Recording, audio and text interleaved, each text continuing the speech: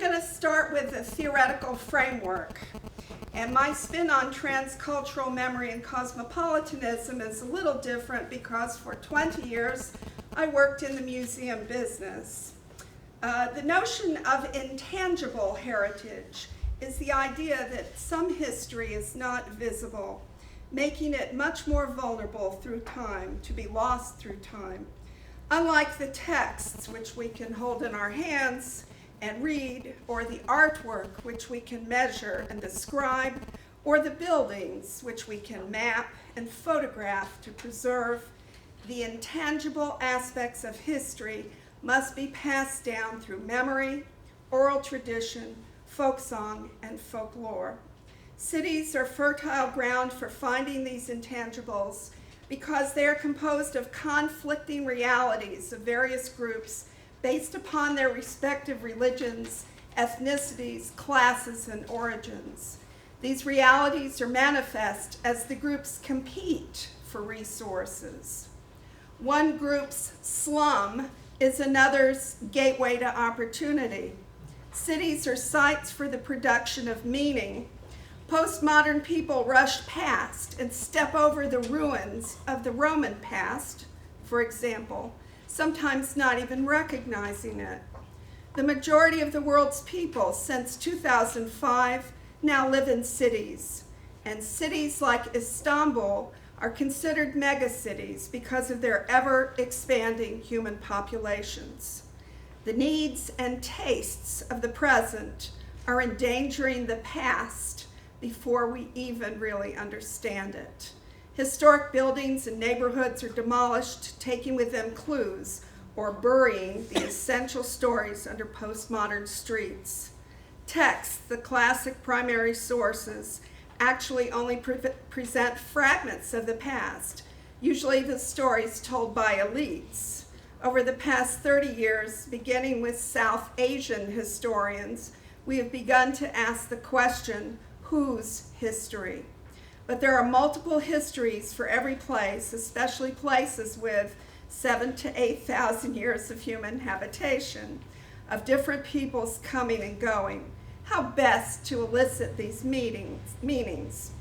One technique of understanding the multiplicity of histories in a world city like Istanbul was advanced by the French philosopher Michel Foucault. He presented the concept of heterotopia in a paper that was published posthumously, which translates, of other spaces. Foucault was concerned with space and power, how different groups utilize both the conceptual and physical properties of architecture and neighborhoods in the construction of identity and in their relationships with others. He saw heterotopia as a zone between the real and the ideal, the utopia, notions of space. In heterotopia, transience and timelessness intersect with normal and ideal constructs of reality. It is a state of constant flux, making the real seem unreal, contesting and inverting social spaces. For historians, the concept of heterotopia provides a tool to think about and to get alternative views of history. Rather than looking at historic spaces, monuments, and neighborhoods and cities as monolithic structures with static meanings, heterotopia suggests a complex way to explore competing notions of reality and many histories of a place from multiple perspectives. Some ideas about the same place may overlap between ethnic groups or even among groups that have shared the space at different points in time. Other realities of these spaces may be at odds with each other and may offer competing mental maps and conflicting, incompatible meanings. Even when structures are demolished, their memories may still be part of another group's living ideology and a point of reference on a mental map of ghost-like architecture, a place frozen in time but preserved in memory. So let's look at Kadıkőy. I came to this research because of a song from this woman, the mermaid, Deniz Kızı Eftalya, a Greek singer from Istanbul who sang in the 1920s and 30s. And this is post-Ottoman time, but it's important to know that the Ottoman culture continued for about another decade or so at least after the empire was no more. And this song, Kadıköy'lü, is not a great song. It's in canto style of music, which is a kind of music hall, Mediterranean style from the 20s. And it was performed in places like this, the Süreyya Theater in Kadıköy, built by Süreyya İlmen in 1927, designed by the Armenian architect Kavafian. And many of the Greek theaters are gone now in Istanbul. They first turned into movie houses, and then sometimes modern facades have been put on them. But the Süreyya Theater was restored by the municipality of Kadıköy. And it gives you a sense, this is a point of contact. Ethnic groups in the late Ottoman Empire in Istanbul were not segregated into ghettos. They lived around the city at different points in time. They settled in different places, but they shared the space. So you had neighbors in your street who were not of your ethnic group. So public space like the çarşı, the marketplace, or the theater were places in which groups of all kinds of people interacted, worked. So Muslims, Jews, Armenians, Greeks, and other ethnic groups came to hear performances here and were part of these multi-ethnic ensembles of actors and singers and musicians. This theater is also famous because Nazım Hikmet's dad worked there as the manager. Kadıköy tended to attract a kind of intellectual crowd and still does. So where is Kadıköy? Those of you who have been to Istanbul know where it is, on the Asian side. And both Herodotus and Pliny, according to myth, say that it was the city of the blind. Why did those Greeks from Megara in 685 BC settle there when they could have had the Hallege, the Golden Horn, and natural harbor? Were they blind? But I think Kadıköy is very beautiful. I don't think they were blind. I think they made a good choice. Of course, the Phoenicians had had a port there before the Greeks, and the oldest settlement in the Kadıköy area is Fikirtepe, a Chalcolithic settlement that is about 7,500 years old. And today, Istanbul is divided into numerous districts. It goes all the way to Thrace. It's kind of funny that it goes all the way to Thrace now, but here's Kadıköy on this map. And then Kadıköy itself is divided into administrative districts that have specific names. So I'm going to be talking about the port area. I'm going to be talking about Haydarpaşa and Moda, some different places, not all the neighborhoods, but some general different places of Kadıköy. So, of course, this has a place that has very special meaning for the Greeks. This was Halkidon or Halkidon, ancient Chalcedon. And this is Aya Ephemia, a Christian martyr who died on this site in the 4th century for her faith. She was martyred there in that spot. And the church that is there was a very ancient church. There have been several different churches on this site. This one dates to the mid-1800s. You know, wooden structures burn and are rebuilt. It's being renovated this summer by the Greek community of Kadıköy. And it's also important because there's an ayazma, a sacred spring. There are at least 5 sacred springs for the Greek Orthodox, or the Orthodox Christians in Kadıköy. 3 of them are accessible, 2 have been covered by roads and bridges, but 3 are still, and this is one of the viable ones. And it's right in the Çarşı, it's right in the central market of Kadıköy. And of course, the oldest mosque, they say, in Istanbul is also in Kadıköy, on the edge of the Çarşı as you go up toward Altıyol, the road that goes high. And on this site, in 1353, the Ottomans built Kadi Mehmet Camisi, or Mescid, mosque, and then later it was called Osman Aga Mosque. And this building dates to 1878 now, but there was an earlier, several iterations. The fountain in the courtyard's from 1621. So also Muslims in Kadıkőy go back before the rest of Constantinople was conquered. And what's most interesting to me is Ottoman modernity. And in the late 19th and early 20th century, Kadıkőy was on the map because of transportation. Initially, it becomes, in the Ottoman sphere, a kind of resort area, very rural. There are windmills there at one point. It's a resort area for wealthy Muslim bureaucrats. And then the Berlin to Baghdad rail line, an important point on the Asian side here, is established with the Haydar Pasha Gar. And this building was built in the early 1900s by German architects, but before that, there was another building. So really in the 1870s, it becomes important as a rail station. Here it is today. It was closed last summer, unfortunately. Here's a German train from the 19th century in Haydar Pasha.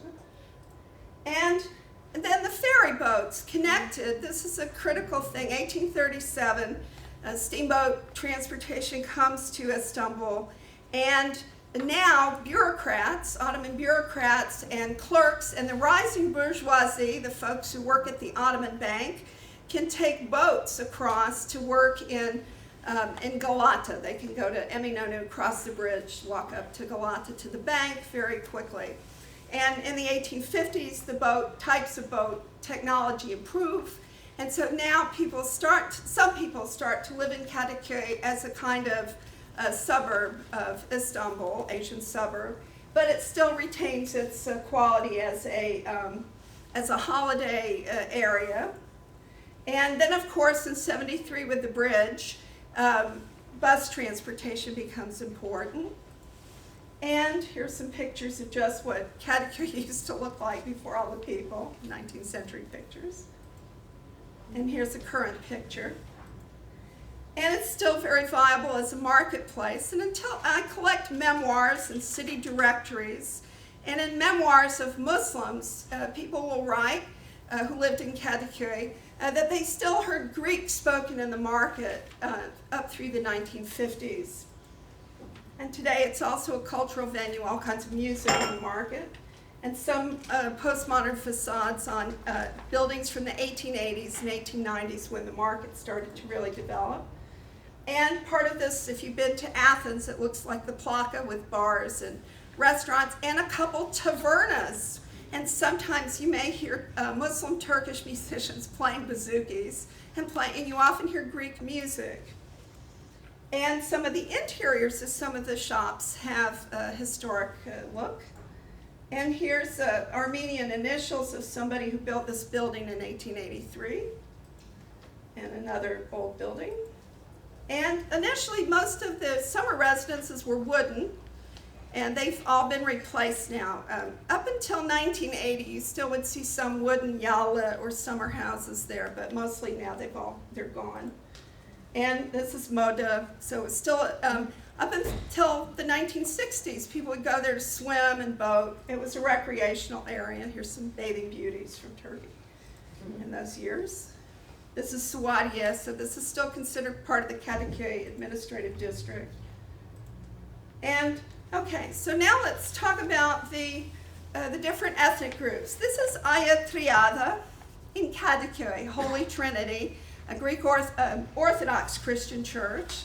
It's the seat for the Kadıköy administrative district within the Ecumenical Orthodox Church. And interestingly enough, although Holy Trinity is a very common name for churches, it has the same name as another imposing, huge, impressive Greek or Orthodox. I have to get away from saying Greek because this is not a nationalistic church. This is an ecumenical Orthodox church in Taksim. And both of these churches are not hidden away. You can tell by this architecture, Greeks were prominent in Kadıköy. They were not hidden. This is an impressive, huge building. It was built in 1902. And so even though today there are, security gates and stuff, you still see it. If you take the tram up Bahariye, you see this imposing church. It's not hidden away. And here was the Greek elementary school, which closed, I think, 2 years ago. The last student, it had one student for a couple years. They were, the community still trying to hold events there from time to time so they don't lose the building.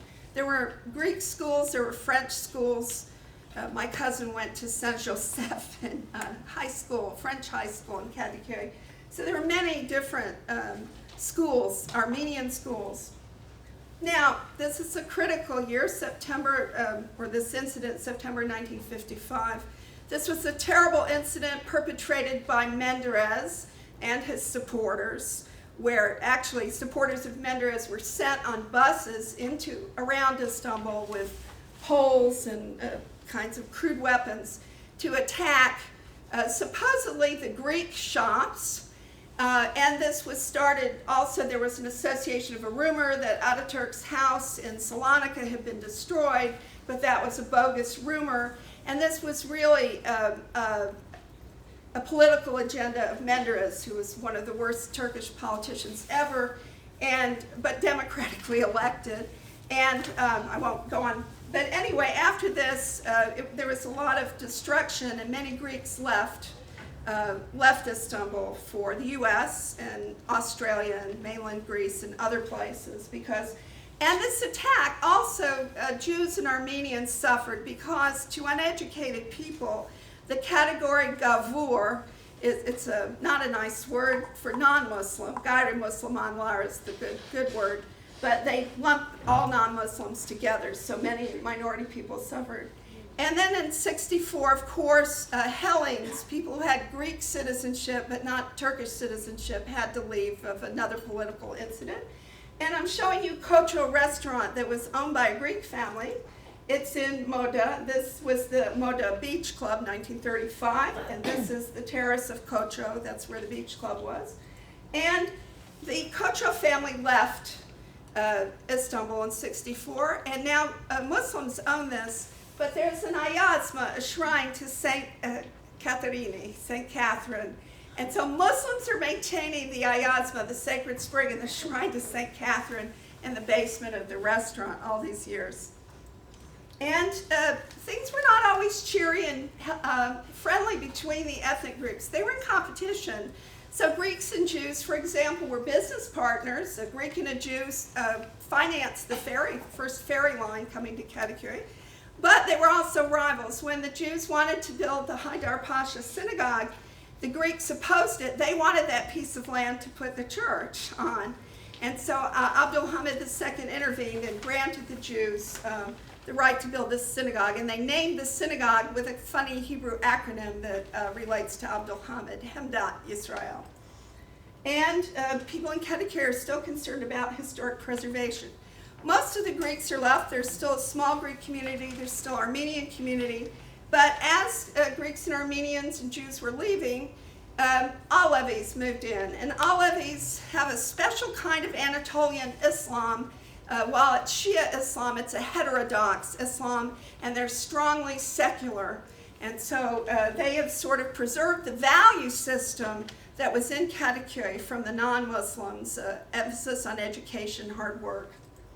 And buildings have changed use. This is Nazım Hikmet Foundation, where college students hang out in Kadıkőy, and it's in a former Armenian school, and there's an Armenian Catholic church around the corner, St. Leon.